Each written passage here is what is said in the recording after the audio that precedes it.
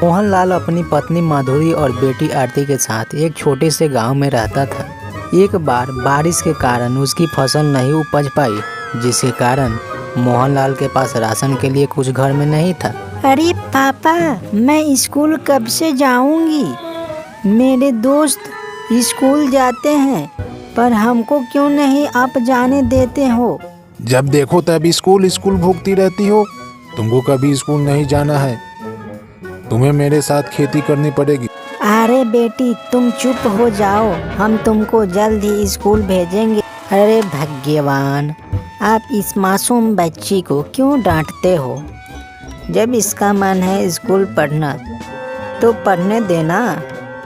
अरे भगवान, तुम तो मेरी आर्थिक स्थिति जानती हो, पर मैं क्या करूं? इतना कहकर मोहनलाल वहां से चला जाता है। इसी तरह समय बीत जाता है। तभी एक दिन मोहन के घर में साधु जी प्रकट होते हैं। आइए बाबा जी, बोलिए आपकी क्या सेवा करूं? मुझे बताइए बाबा। बेटी, मैं कई दिनों से भूखा हूँ, मुझे कुछ खाने के लिए दे दो। आरती पड़ोस के घर से खाना लाकर बाबा को खाना दे देती है। तभी बाबा की नज़र छोटी बच्ची आरती पर पड़ती है। तभी बाबा बोलते हैं, अरे छोटी, तुम्हारा क्या नाम है? बाबा जी, मेरा नाम आरती है। क्या तुम्हें पढ़ाई करना आती है? अरे बाबा जी, हम लोग बहुत मुश्किल हालात में हैं। मेरे पास तो एक टाइम का खाना भी नहीं है। एक टाइम की खाना के लिए सोचती हूँ। पति की आर्थिक स्थिति भी ठीक नहीं है, इसलिए हम इसको स्कूल में नहीं पढ़ा पाते हैं। ये लो पोतली, जब हम संन्यास पूरा करके आऊँगा तब ये मेरा पोतली दे देना। और हाँ, मेरे आने तक ये पोतली तुम संभाल के रखना, और मेरा आशीर्वाद हमेशा तुम्हारे साथ रहेगा। इतना कहकर बाबा वहाँ से चले जाते हैं। लेकिन माधुरी ने पोतली की राज नहीं समझती है। भगवान, इस साल तो फसल बोने के लिए मेरे पास कुछ भी नहीं है। समझ में नहीं आ रहा है आखिर हम क्या करें। मोहनलाल और उसकी पत्नी दोनों बहुत टेंशन में रहते थे। जब फसल नहीं होगी तो आरती की पढ़ाई पूरी कैसे होगी। एक दिन मौसम खराब होने के कारण मोहनलाल काफ़ी खुश होता है। तभी मोहनलाल की पत्नी मोहन से कहती है, अरे भगवान, बाबा जी ने मुझे एक पोतली दिया है।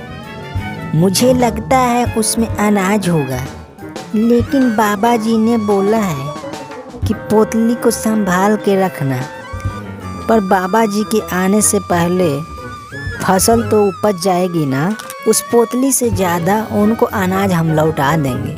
हाँ हाँ हाँ, तुम ठीक कह रही हो। मोहनलाल ने उस बीज को लेकर खेत के जुताई चालू कर देते हैं। काफ़ी मेहनत करने के बाद मोहनलाल की अनाज अच्छी खासी उपज जाती है।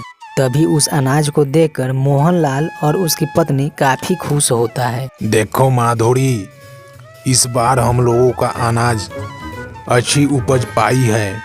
अब हम अपने बेटी को अच्छे स्कूल में पढ़ाई करवाएंगे। आप सही कह रहे हैं, लेकिन मुझे अपनी बेटी को बाबा जी के आश्रम में पढ़ने के लिए भेजना होगा। हाँ भगवान, तुम्हारी बात बिल्कुल अच्छी है।